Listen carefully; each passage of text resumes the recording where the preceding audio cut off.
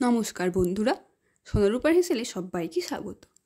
আজ নিয়ে এসেছি সবার প্রিয় আলু ভাজা ফ্রেঞ্চ ফ্রাই রেসিপি নিয়ে। চলুন দেখে নিই কীভাবে সহজেই এই ফ্রেঞ্চ ফ্রাই তৈরি করা যায়। খুব বেশি কিন্তু খাটাখাটনি কিছুই করতে হবে না এটি বানানোর জন্য।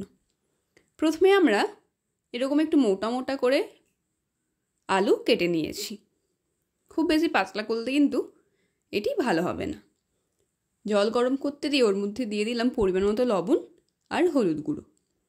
জলটা ফুটে উঠলে ওর মধ্যে দিয়ে দিয়েছি 1 চামচ পরিমাণ লেবুর রস। জল ভালো করে ফুটে উঠলে ওর মধ্যে দিয়ে দিলাম কেটে রাখা আলু। আলু দিয়ে দেওয়ার পর ঠিক ঘড়ি ধরে 5 মিনিট আমরা সেদ্ধ করে নেব।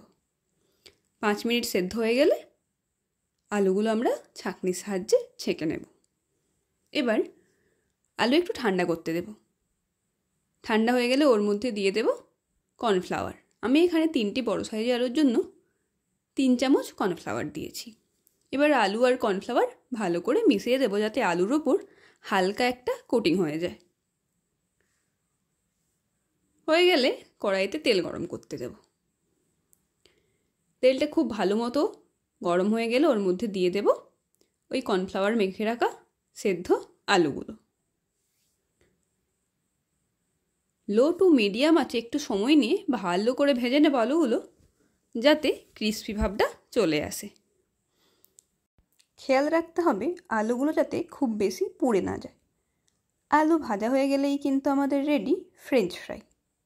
চাইলে ওপর থেকে চাট মশলা ছড়িয়ে গরম গরম সার্ভ করুন ফ্রেঞ্চ ফ্রাই। ভিডিওটি ভালো লাগলে অবশ্যই লাইক, কমেন্ট, সাবস্ক্রাইব করতে ভুলবেন না।